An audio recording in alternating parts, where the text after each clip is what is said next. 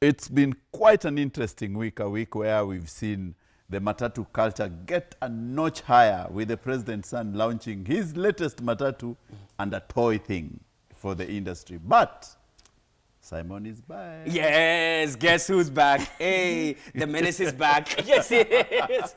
It has been nice. Oh, yeah, I was away a bit, dealing with my own troubles. Then I saw indeed, hey, the nation is in trouble. I got to come back and keep it real with you guys. I'm happy to be back. Thank you. And I'm also Maria. I'm happy to be here. And yes, I really did miss you. Thank you for once. You are so loud. But it's okay. I'm allowed with Welcome to the show, guys. I hope you keep enjoying the show because it's amazing being here, talking, and I hope it's amazing for you there watching. Yeah, and Dr. C here. Today I'm preaching water. Amen. But I'm going to be drinking the wine. I just want to say the rosé wine, the famous Samantha rosé wine is back in stock. It is. Yeah, it was, Kenyans loved it and it was out of stock. So Dr. C here, I'm going to be keeping it real. And I'm drinking water today. Amen. No. Praise God. Yes, praise God. We need God. Let's start. Yes, go ahead. This week, actually last week, the president, William Samoei Ruto, said that Kenyans are not taking care of their children. They are not guiding and disciplining their kids. That's why we are in this mess we are in. And you can see it has been a trend. The other time he was blaming Uhuru Kenyatta for inheriting a bad economy. Then he blamed the opposition leaders for the fact that they are not, they're the people who are messing the industry and the country. And now, to make it worse, DIG Lagat conned us big time. What did he do? He said he was resigning or stepping aside, but the guy took an annual leave. He was gaslighting us. He was gaslighting us. We will deal with him. What's your take, Simon? Actually, let me allow the parents to begin. Hey, parents, you have been accused. Nini, Let me problems. start. No, let me start because I am parenting, and as a parenting content creator, let me start and say this. We are parenting, but the problem is not that we are not parenting. The problem is our children have been pushed enough for them to feel like we cannot take it anymore. It's not like we are not parenting.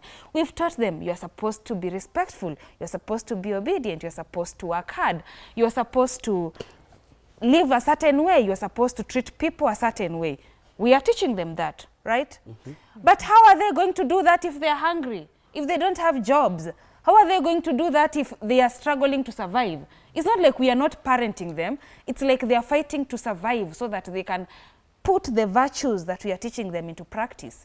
Because let me tell you, if these kids that we are parenting, and I'm repeating we are parenting so much, you've noticed? Yes. Because I am parenting. The children that we are parenting are also aware of what they should have. And food, clothing, and shelter is a basic need. If they lack that, I cannot possibly lock them in the house and tell them you're not going anywhere when they are dying of hunger, when they are seeing me struggle to survive. So if the problem is not our parenting, whether we are doing corporal punishment or we are caning or we are whatever method we use, that is not the problem. The problem is our children are just trying to air their problems out. And because their parents are at the edge of we cannot solve them anymore, now they are going to the higher authority, the government. Help us. It's not that we are not parenting. Please, don't accuse us. Maria, let me even take it a notch higher. Before even Dr. C, let me take it a notch higher on that one. First of all, what is the president going to be pointing at everybody? No, it's your fault. Niwewe. No, it's you. What does that sound like? A whiny little brat. Is that the kind of leader that we have nowadays? Are you serious? Now over here pointing us at every single person, and yet this is the person that who wants to be declared respected as a leader. On a serious note, he said he does not know why you are exactly. Go further. He even said that recently. That indeed he cannot even know that when you say Ruto must go, that you have no other agenda. First of all, the agenda Ruto must go is an agenda of broken promises, actually stated by you, the president. You're the one who put yourself in a situation in which where you are indeed the person who is actually now bringing issues not only to every single Kenyan, but even tarnishing even the reputation of even how leaders even behave even within Kenya. First of all, even the relative starts from the head. When it comes to even how every single part of even government behaves, it starts from you, the president. When leaders actually are pointing fingers at their citizens, it means that indeed the leaders themselves don't even know how to behave. And right now, even shows even is clueless. Even Ricky G was even pointing out that he's just clueless. He's just over here pointing at every single person and not accepting accountability. And when a leader does not accept accountability, that is a very scary thing, Kenyans. What we have to take notice is this, that when a leader does not accept accountability, they are going to go above and beyond to make sure that you suffer if you ever point a finger at them. They will make sure that they abscond and avoid any form of them taking any actions to hear your grievances. They're not willing to hear your issues. You're going through a problem with the education because now people are not even schools are not even getting their funding and everything. Shidako. Because now it's your problem. Because he clearly says, it's not my problem. You voted for me. I'm just here to make sure that indeed I survive. Upon you to now make sure that you survive. Shida Yako. Because that's the kind of leader that we have now. Not a leader who worries about your problems. He says that indeed those problems are yours. Ka na mamako. That's literally what he's saying. And he's saying ka na mamako and he's blaming even your mother. And then now you have your father. He's going to even blame your ancestors. That's the truth. Dr. Sick. Well, like I said, I'm going to be drinking wine and preaching water today. So now, you know, if I was in President Ruto's shoes, I would also be a little bit, like, you know, the hatred, especially when you look at social media, it's real. And sometimes, yeah, and therefore, this is what I'm saying, you Kenyans, yeah? You've been given an agenda. Which is? I don't think he was talking about parenting, but look, like, you're talking about parenting, yani, to divert your attention. So me, I'm not going to go there. You know, like diverting attention, talking about parenting. I think we know how to parent our children. Later on, we'll talk about George Ruto. Later on. But this is what I want to say. That just seeing on it's called vitriol, yeah, the hatred that I see coming through, at least from social media. If I were him, and this is what I would like to advise him, what I would do what Churchill did. Churchill was one of the presidents, Winston Churchill, one of the prime ministers of the UK, he was hated, he wasn't liked, yeah? And later on, he was impeached. Yeah. So what Winston did in his darkest hour, when he didn't know what to do, he didn't understand, and the king told him, listen, I'm going to back you, because Kenyans backed the president by putting him in office. The king told him, go back to the people. I would actually go back to the people, not necessarily through the vote. I would go incognito. Because I feel, yes, the president has trusted advisors around him who even give him the agenda. This is what we're going to be talking about today. And they are making him look like he doesn't know what's going on. So what I would do if I was him, I would go back to the people incognito and ask them. And that's what Churchill did. He went back, driving from his house to Westminster. He went into a train and he asked the people, including a child, was able to tell him, no, we are not going to negotiate with the fascists. We're not going to negotiate with them. We're not going to surrender. And that's where I hear you saying that. No retreat, no surrender. We will not negotiate with those people. And he went to war, and Britain is a great nation as it is today. So if I was Ruto, I would go back to the people incognito and hear exactly why. What are they saying? What are Kenyans really saying? And really hear Kenyans, rather than a blame game of parenting or because I'm this tribe, trying all these things. I would really go back to the Kenyans, and it's not late. He might become the best president ever. We still have like 2 years. Yeah, it's never late. Do you know he said that? It's never late. It's never, yes, because, you know, by the way, I voted for Ruto all through it when he was with Baba, and I liked him. I remember telling one of my friends, please go and hug Ruto for me. How do you feel now? Right now, I just feel so that he's human and he's in this space. I think, you know, when you're a president, you're surrounded by people. You, like I don't know what I would do if I was in that space, honestly.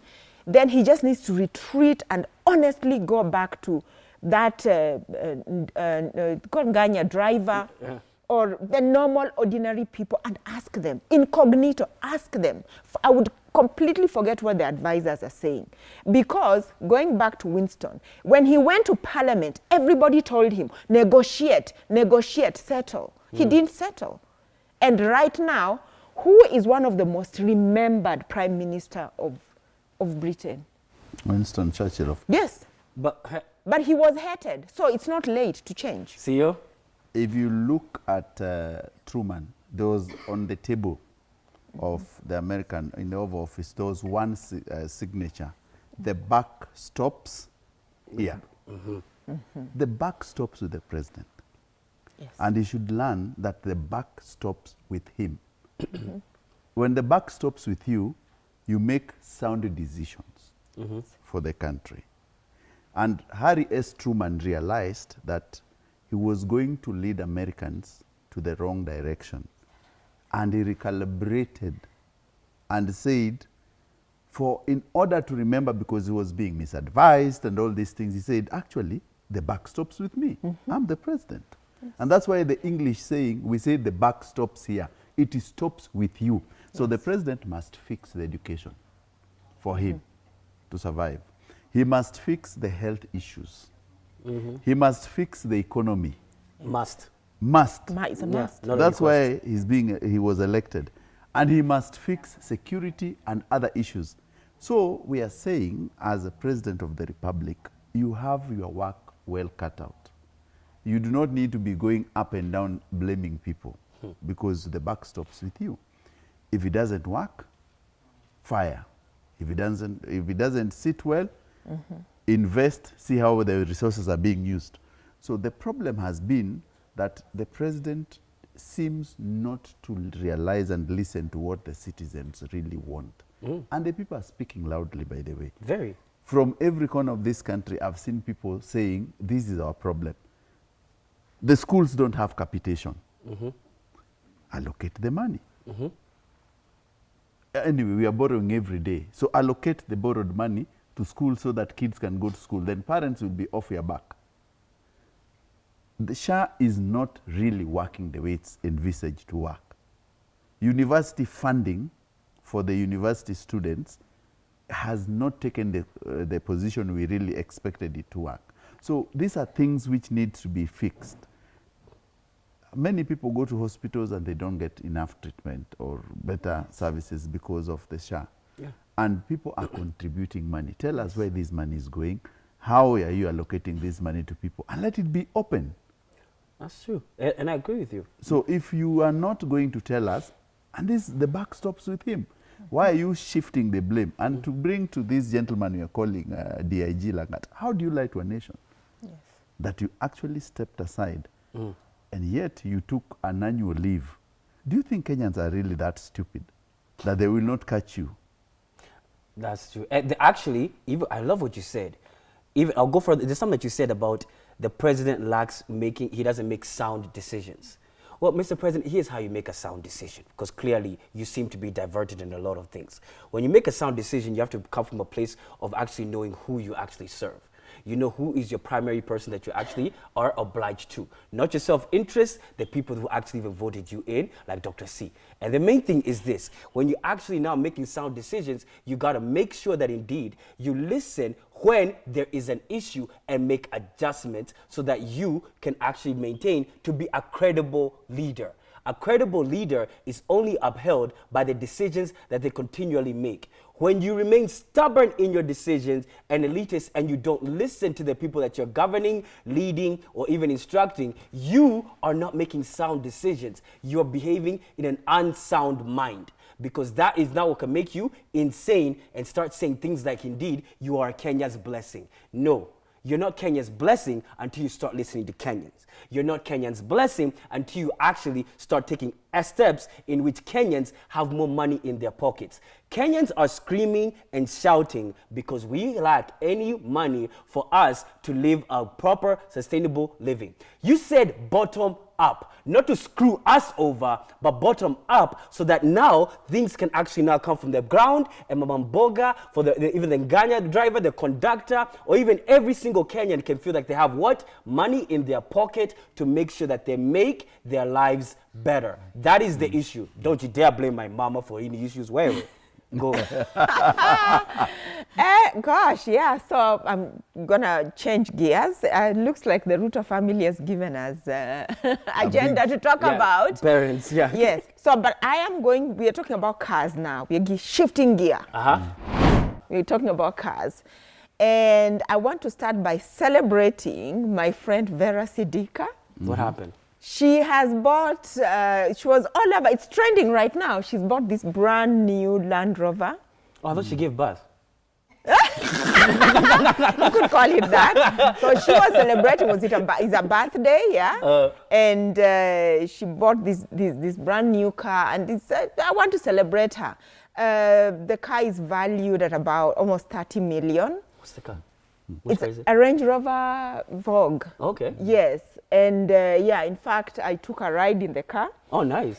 And yeah, so something to celebrate. You know, Vera has her own following. There are people who want to look like her, be like her, and it's a whole almost like a worship thing. Yeah, so she's a local celebrity. But talking of cars and celebrities, George Ruto, who is our own, very own Kenyan prince, in other words. I mean, I'm not going to say that. We talk of the first family. I am not going to say that, but go ahead. First family. Yeah, talking of parenting.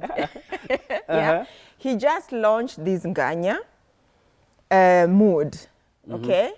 And apparently, really, the interiors are something.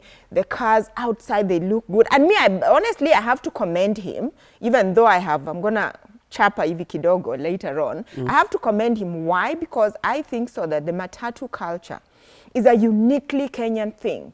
Yes. And if we are talking about jobs, tourism, all the pillars of the economy, in terms of even transport is a pillar of the economy, you know, connecting people from one place to the other.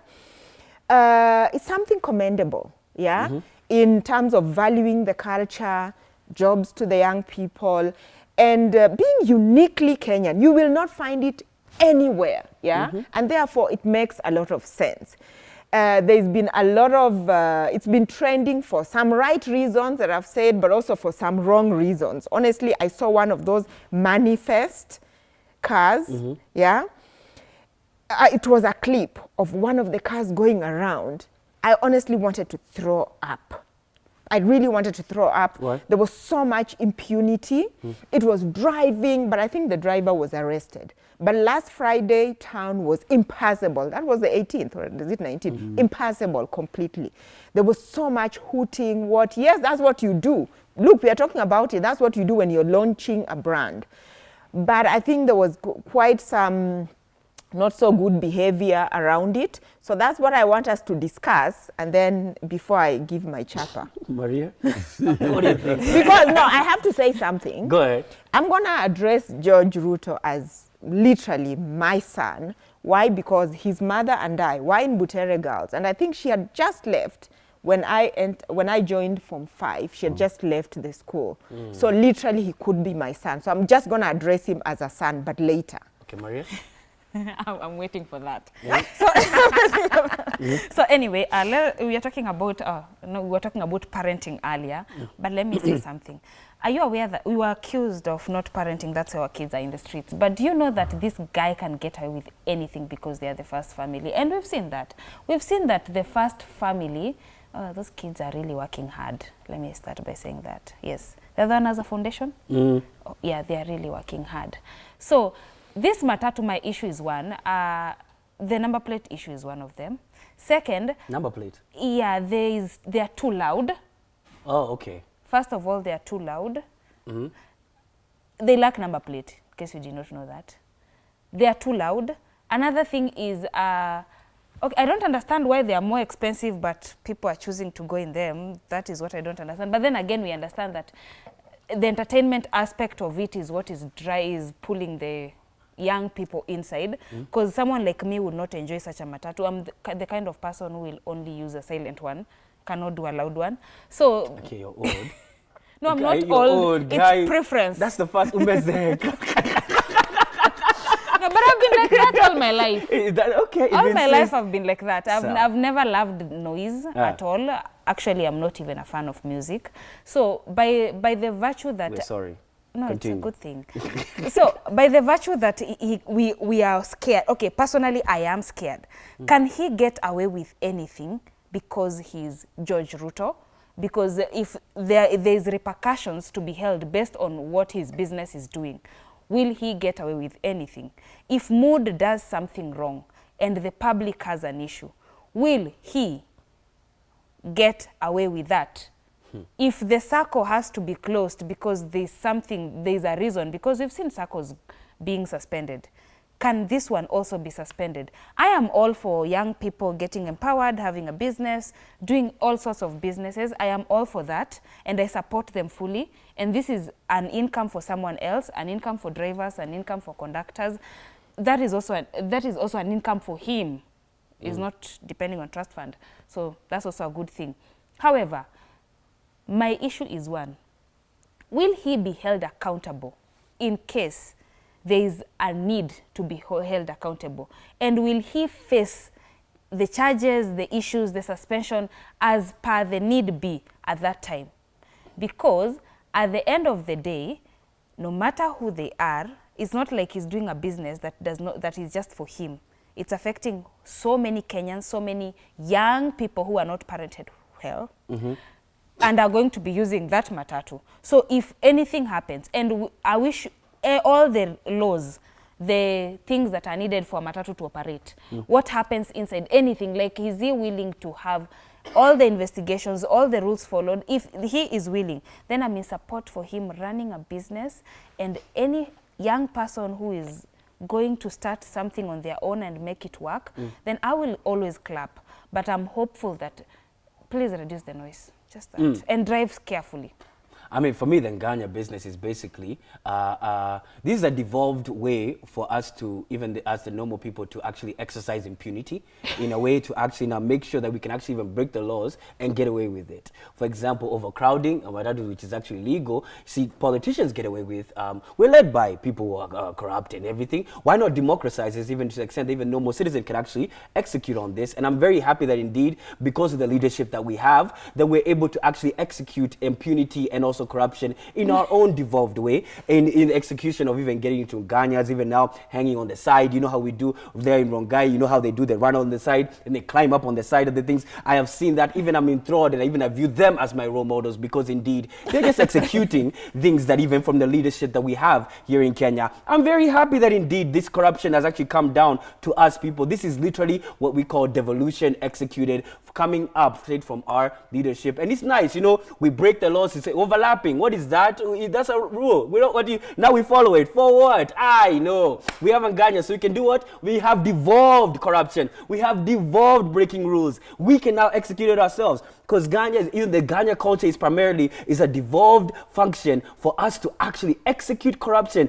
as a normal citizen. So yes, as a normal citizen, if you've given the leeway to actually execute corruption to the optimum way, and do it in the way that even your leaders have shown you. Do it with excellence, you know? And that's usually what I say is that's the culture that has been installed by the current even leadership. Why not? Go ahead, execute to the fullest and flourish. Hang on to the top. Of course, even if they want to go around in the wrong side of the road, go ahead, because clearly, who's gonna persecute you? Hakuna. Then what are they gonna do? They're gonna do a little crackdown, and then there's gonna be like shut down for like 2 weeks, and everybody's gonna keep quiet, and then now all of a sudden you're gonna be back on the road. You know what? Hey, we learn from the best. Our leaders. Shout out to you. Go ahead, CEO. So first of all, I think that the Nganya culture is a very good culture for the country, because, and I always say that we must find our Kenya one. And I know people who board matatus and people who love Nganyas will tell you Kenya one today is not mood. Kenya one is opposite, but the debate is out there. If you've seen opposite, is the culture of how the interior is, the exterior, the music system, the driver, and the graffiti.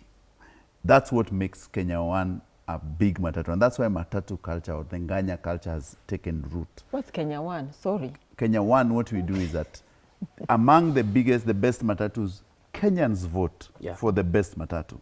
And the best matatu in Nganya, we call it Kenya One.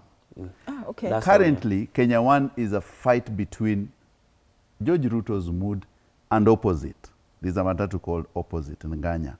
They're fantastically done, doesn't break the rules, but it's up there, top notch.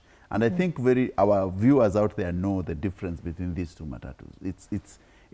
There's of course Manifest is there, but Manifest has also been told because of that. What's the difference? No, the names. The names of names. those That's the names of the Ganyas. So now I'm talking to the people who board matatus. That's us. Yes. The poor people. The poor people. Kenya One- Actually, we were told that. Yeah. So Kenya One is a Yeah, we were culture told which that. we are not hoping that it will end.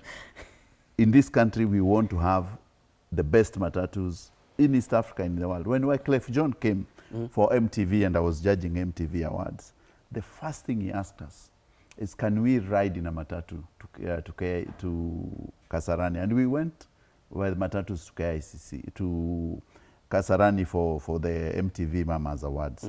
So it is a culture, it's a tourist attraction, as Dr. C has said.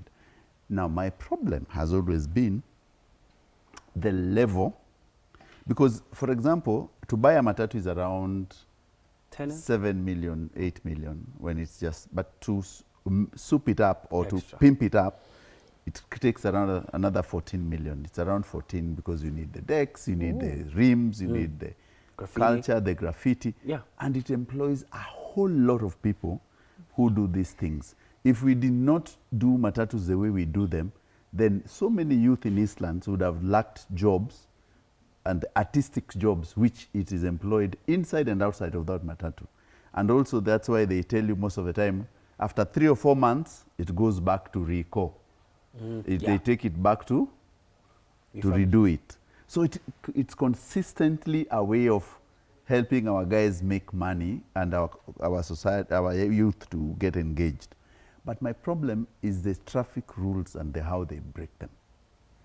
Because what we need is that the government and the Traffic Act should apply without fear or favor. You can do your car the way you want, but please follow the rules. And I appreciate that George Ruto has decided to invest in matatu. It's not about you want to make money when you invest in matatu. It's about promoting a culture. It's the same way people promote culture of going to Masai Mara and all that. If you're doing matatu, I hope you won't even make, even if you look at the money they hope to make, you have a makanga, you have a guy who is on the door, you have the driver and the shift members. Of course, the cops. They're around 6 and they are cops. So this one matatu feeds like 10 people. Yes. 10. Now, the 10 people depend on one matatu, there are 2 shifts. Number 2, you expect these guys to work 24 hours. The amount of money those guys make, for you to offset the 14 million you've invested, you must take a lot of time because you pay 100 bob. The people will make money though. The people the people really like make money. Like I know that people make good money from that. But you see, when you have a smaller team and a few individuals, but if you have a large team and you see these guys, all of them, they want. Because the rule in the matatu industry is that by 10 o'clock I need my 10,000. Yeah, minimum. Banganyas, they usually around 15. 15. By 10 15K, o'clock? yeah. Yes. Yeah, by 15K. One matatu? Yeah. Yes. Okay. 15K at least. Any amount you get on top is yours. Yeah. But in the morning, when you reach around midday, you have banked my money. You guys look for fuel. 10,000 only? 15, around 15 there. Okay. Yeah. Banganyas, that. You look for fuel, you look for how you'll come tomorrow, for repairs and your own money. That's why they're driven badly. Because you want to give the owner the money, but you start looking for your own money to feed yourself, to pay yourself, and to buy the fuel for the next day. If you are discouraged about using a matatu, please don't. Yeah. You can use your money elsewhere and it will get you more money actually. Yes. We'll take a short break and we'll be right back on Let's Be Real.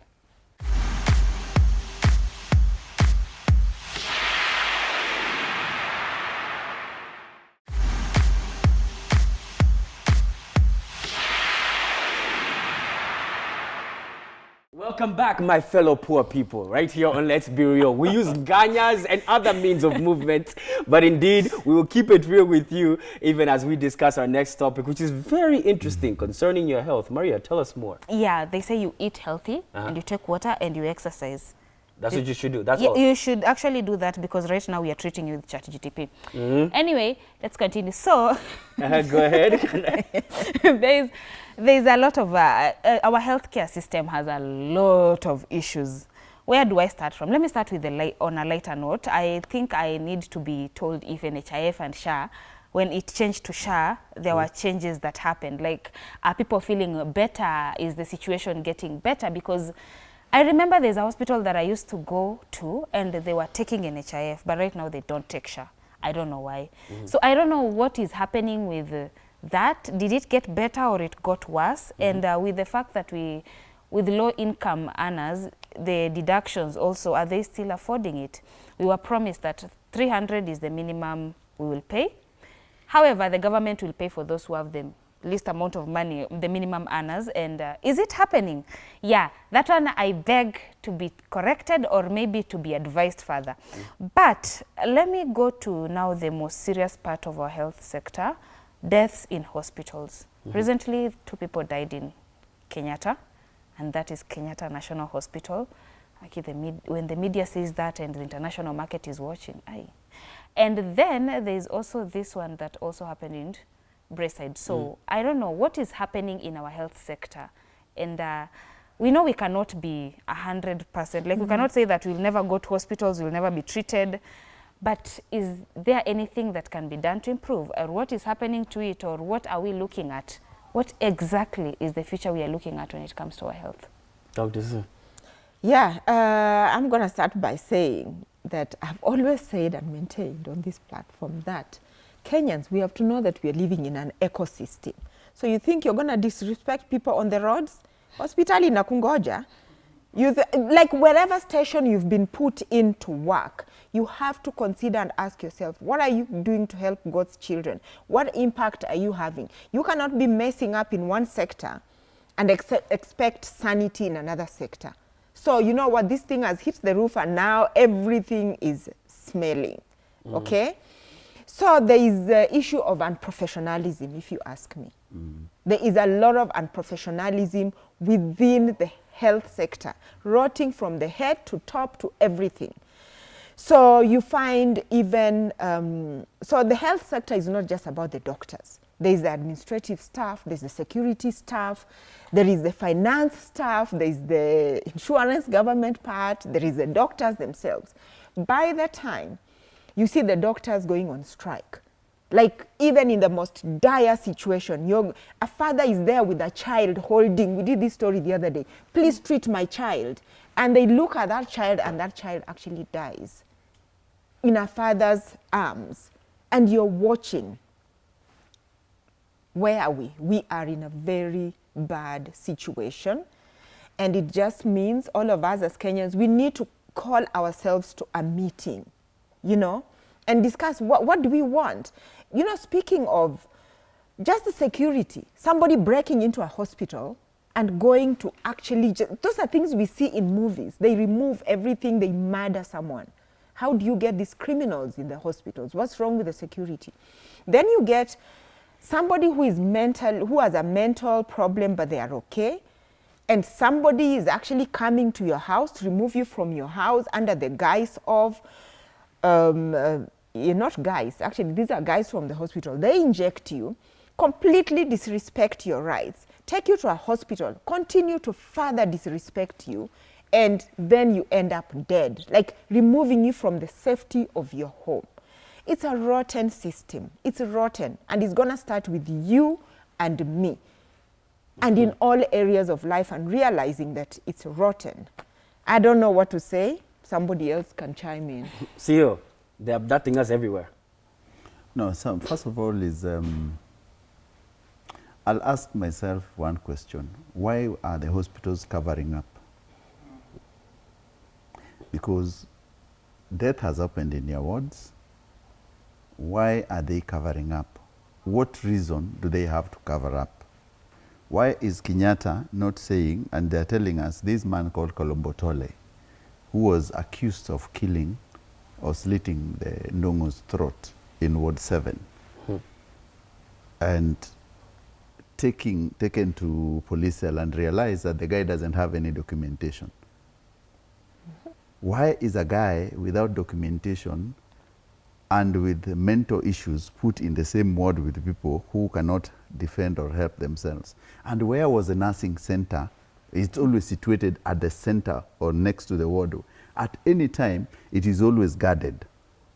If you go to any hospital, and if you walked into Kenyatta National Hospital, you'd know that the nursing centers in these wards are nearly at a certain place, and the security is there 24/7. So the government and the hospital leadership knew very well that they had an insane person, put him in a ward with other people, did not supervise him, and he didn't have even the name and everything about him right. So they are finding they didn't even have the next of kin or anyone. Why couldn't they put him in a solitary place where they can look at after him on his own? Then the issue of Susan is even rather sad, because you cannot go and pick someone from her home and claim that she's mentally unstable, yet the lady had lost her mother a few months ago. So of course she was not feeling well. She was still mourning, she was still grieving. You take her to hospital, you don't tell her the reason why you're taking her, and then all of a sudden she turns up dead. And dead through strangulation. Physical strangulation. The report indicates that it was through physical strangulation. My question is, and what I'm saying, that the hospitals are covering up, because at any given time, you cannot just access the wards without being checked. Where are you going? Who is going there? Of course. There is a formula, there is a protocol, you do not just walk in anywhere. The checks all over the place. Yes. So the problem we have in this country is that hospitals want to make money, so they do not care about the safety of their patients. The Susan case is a case in point, Ndongo's case in Kenyatta, and the other guy who died in February in Kenyatta National Hospital. So what? But even in the past, we have discussed death in Kenyatta National Hospital. That's it has happened. It's not the first time. That's what I'm saying. In February. Even last year, the other year, we talked about it. Someone also killed someone. So this year, the there are two in Kenyatta. February and this month. And then the Susan one. So my question has been, the hospital should stop. They should see and stop covering up. The security must be taken to the leadership and the security of that hospital, and the nursing should be taken to account. Maria, I would say that in as much as we know the announcing and the reporting, what I would like to know is, do these people, these victims, yes, this time there's Kolombotole. Kalashnikov, whatever. That sounds almost like a Kalashnikov. Yes, Sorry. and that name sounds like an alias, by the way. Yes. So what I'm saying is, this time at least they've mentioned a name. They never used to mention names. Are these people held accountable for what they do? Like, is any time it happens, do we get to the bottom of it, like to the end of it? It's not like, yes, we've announced, yes, we are looking into it, there's investigation happens, we've questioned some people, these are the answers we have, but do we ever get to the bottom of it? Like, someone was held accountable and they are in jail because they did this. Because you see, sometimes we also need to get news from the beginning to the end, so that the public will know that this is not tolerated, rather than, you know, now we announce it's February, there was an announcement like that, July. Next year, if you say something like that, it will be like, but what happened to the victims last time? Or it will be, oh, people die. No, we need to always get to the bottom of crime when it happens, regardless of who is going to be held accountable, even if it's the highest authority of that place.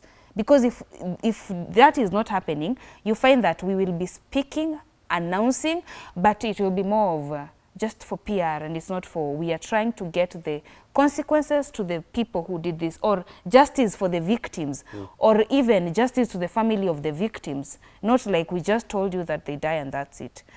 On the case of SHA, please eat healthy and exercise and take a lot of water. That's all I have to say. Wow, it's that gloom. And even one thing I would point out is that you can judge a society solely by how they treat even the most vulnerable people, be it even now the people who are sick, be it even the children, and that's in society. And then you can also even tell by even now when you see even criminal behavior even being facilitated by some officials within government in other sectors through quote-unquote abductions. Why would, of course, criminals will feel emboldened to execute the same tasks even within our hospitals. So basically, when you see a government facilitating criminal behavior, expect criminals to see an avenue in which they can actually now execute their task. Even going further, I want to say even other criminal behavior that was actually even projected out there publicly in a Coldplay concert was now a certain CEO, an astronomer. Why? But you saw it everywhere. You saw it. This CEO, he was actually the CEO of a company called Astrology, or even exactly. That company was valued at 1.something billion USD.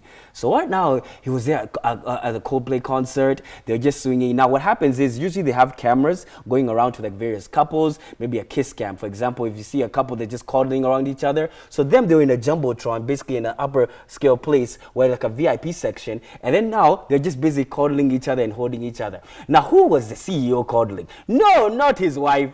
He was cuddling who? The HR right there. And then when he was shown, he was like, oh! He literally went away. Exactly. He literally just hit very fast. Here's the thing. Nobody would have known that they were indeed is something wrong. Even now the singer, Chris Martin, the lead singer of Coldplay, he was like, either they're very shy or that's an affair. And in fact, it was what? It was an affair. So what happened afterwards? It went viral all over the place. People are even doing reenactments of that, even in various baseball games. Yes, they're doing various reenactments. The Halloween costumes coming up. Even other guys are even holding up signs. Guys are holding up signs with like another lady saying, "This is my wife." It's like, I'm okay, I'm safe. They're literally various reenactments. And now, going even further, so what happened to these couples? Well, then here comes the consequences. Well, what happened was, the guy was actually now suspended, not even suspended. He resigned under coercion, so he was most likely fired. And then the main thing is, and the lady, he had to put out a statement, and now the lady, all she was done is suspended. But both of them are both married. They committed the same sin, both willingly, and yet they got different things. I have something that I want to say about this, but let me hear what you got to say. I'm going to start. First off, this one is just, I saw this thing. The one thing I want to say is that this guy is already a billionaire, the guy himself. Mm-hmm. The lady is married to a billionaire. Mm-hmm. They have the HR. She's married to a billionaire. Mm-hmm. So, number one lady married to 2 billionaires. And last week we were talking about money and money. Mm. Yeah? At least debt 1 billionaire. Leave 1 billionaire to us. Number 2, I think, you remember yourself and Millicent, we were talking about you only date men, and it was almost like agreed that men, last week. Yeah. Hey, okay. So I think if she's suspended, she needs to come to Kenya and give some lessons on. Wow. But you know what? This is the thing. What are the odds? Mm. What were the odds that out of all those people, you'd be the one to be caught? Number one, saying there were many there? They bought the ticket, so already they are in there. Mm-hmm. Number 2, if you're gonna cheat, cheating in itself, is one day you're gonna be caught. Mm. Not always. One day you will be. But this is what I want to say. Say it. Given that already these 2 people are facing a divorce, maybe they're going to go and marry and just be together. So then what? So what? Yeah? So the thing is that when you are cheating on your spouse, it puts a lot of pressure on many other people. Not just your family. You can imagine the consequences for the family of this man. The consequences for the family of this lady, yeah? So many people along the way. The consequences for the company. Yeah, they've put the company in disrepute. You understand? The consequences for everybody associated. And it's a lot of burden. And this is what people need to realize, that cheating in itself, yeah? So I've been on record on many other platforms where I say, if you cheat, like, don't cheat on your spouse when you're near me, because me... You snitch? Yes. You're a snitch? Yes, I will. You snitch even on your best friend? I would, yeah. But the thing is, so the thing is, you see, this is the pressure that you put on people around you. From? No. You are putting pressure on people around you. So it's never a good thing. Cheating is not a good thing. Do not cheat on your spouse, because one day you're going to be found. And you're putting a lot of pressure on your friends who have to hide this thing. Imagine if I knew you're cheating. No, I'm not saying you are. It's just an example. If you are cheating on your spouse, and Maria, I know, and then I meet your husband, can you imagine the pressure you're putting on me? No, you just have to kill your conscience slowly. No. You see, that's the thing. It's never a good thing to cheat, so don't cheat. Maria, before I say my things, go ahead. See, go ahead. Have you cheated before? What's going on here? No, when you say the vows, you maintain the vows. Yes. I said here last week, I can only have one husband at a time. At a time? Yes. Okay. So here's the deal. But of course, we don't allow bigamy. Some people have husbands and they have boyfriends. No, that's not right. That's not right. That's cheating. Yes. And cheating is not good. So here's the deal. Let me first say this. Now, this is a perfect example of CEO, and I'm not mentioning names, that money may not necessarily keep a woman. CEO, and I'm not mentioning names. But continue. If she could cheat on a billionaire, Yes. it means that money was not a problem. It's not because if money could keep a woman, she would be very contented. Yeah. Come on, she's married to a billionaire. So she could be very contented. So this is a perfect example that money cannot keep a woman. If you want to keep a woman, there are things a woman needs for them to be kept. That aside, let me go to this. Simon, you're saying that the CEO was forced to resign. Yeah. He resigned on his own accord. No, he was forced to. We are not mixing business contracts. with pleasure. Let's start with that. That is the mistake you're doing. Of This is a work problem, and this is a home problem whereby she cheated, they're going through divorce. He cheated, they're going through divorce. That's different. And then when it comes to, don't start blaming a woman at why was she suspended and why was this one fired. No. People defended themselves differently. And this woman clearly has proven and shown that she's really too smart. If she even got away with firing and only got suspended, that should tell you that she's very smart. So that said, when it comes to marriage, I always say things like, instead of you putting a burden on yourself to having to hide, pretend, stay in something that you're not comfortable with, you rather walk away than stay there knowing very well that you are married, you already have a vow with someone else. You would rather walk away, like it's over, I am out, so that when a kiss comes accidentally, you will not have to be guilty. And you will not have to feel bad. And let's face it, there's no secret on this world, especially the world of social media. Hey, please don't cheat. No, people will not be willing to snitch. But I would be doing a selfie and you are there doing your thing and we are at an event. I was not willing, I did not want to snitch. And you already know. Now, here's the thing. You see, this is a classic case, even if you can relate. This is a classic case of having a work wife. And then, of course, even now having a real wife. Man. Now here's, having a work wife, and then, of course, having a real wife. Here's the thing. Cheating, if done well, can be done very discreetly and actually now be done very intricately. And I want to give now the rules and guidelines to actually, when you actually now decide to cheat, how to cheat properly, especially even as a man. And now, because these are skills that we can learn from women themselves, because they are also professional cheaters, they just don't get caught. But men, let me talk to you directly now. Here's the thing. When you choose to cheat, number one, as a man, set a boundary in which you do not do PDA with your side piece. I want to repeat this again. There's some PDA you do not do with your side piece. Because when you do PDA with your side piece, the side piece, what happens is when you're now cheating with a girl, the side always wants more attention and more of you. You need to now limit that to a specific area. When you limit now that attention to now within private means she knows her place and you do not even give her any attention in public. So do not get too comfortable in your cheating and then give her any PDA. PDA will now let the snitches actually now out you out, okay? That is the number one.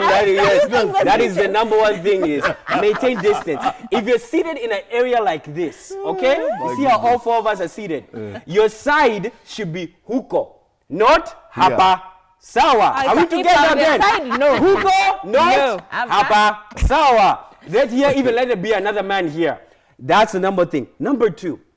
When it comes to even cheating, you see in this case scenario where the CEO was caught because they were too comfortable in their element. And if you notice in the video, there was a third party, another lady there who knows them, and she was there like this because she was party to this particular engagement.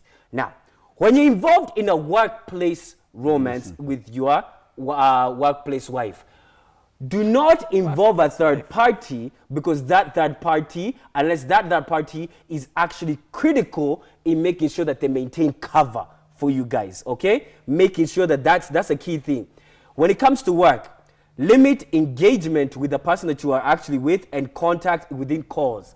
Have a specific time in which this person knows you cannot call me, I call you. Repeat that again. She does not call you. You call her. All right? That is a very key thing for you to cheat successfully, in which that she doesn't overstep the boundary of wanting to communicate at the time that she wants. No, you communicate when you want. She can only send a text in another platform that's encrypted, or even tell her that you can only communicate with me by email only. And that's literally how it is. Do not do that. This is how you cheat successfully, all right? By setting boundaries of communication and then also of engagement. And that is very key. Now, when it comes to engagement within now coitus and you guys want to get all moody together and now you want to get specific together, limit the hours. Don't give her days.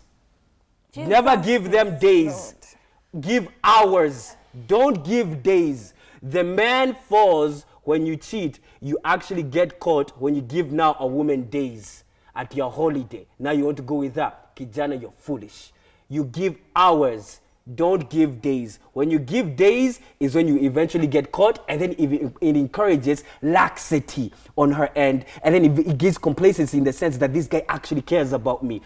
You want to give her a sense of you care about her, but you also want to make her unstable to the extent that she actually wants to now see, she doesn't know to what extent. You want to keep that sense of fear. Don't give your side piece too much security.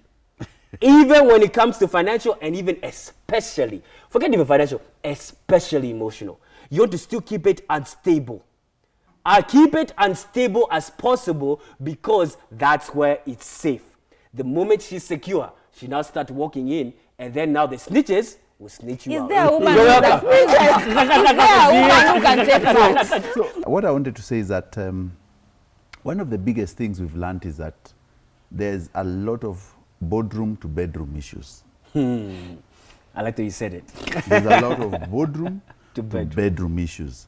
And if you look at the research which was done last year, it shows that 45% of people in offices are either dating their colleagues, and their husband-wife thing, and they're yet married. Yeah. 11% say that they got promotion because they were sleeping with someone, or their bosses, or not, or someone higher in the ladder. And it's both sexes. So we have a problem here. This thing is just a tip of the iceberg, that in many offices, many people have spent a lot of time together and they've developed relationships beyond the call of duty. And most of them are not, the only thing is that they're not going for concerts together. If they were going for concerts, for events, they would be caught and there would be resignations and 40% of the workforce would have been fired in these areas. It's only that they have kept it the way Simon is saying, on the straight and narrow. Amen. That they do not want to be seen. There are people who don't even say to each other, but at night they're together.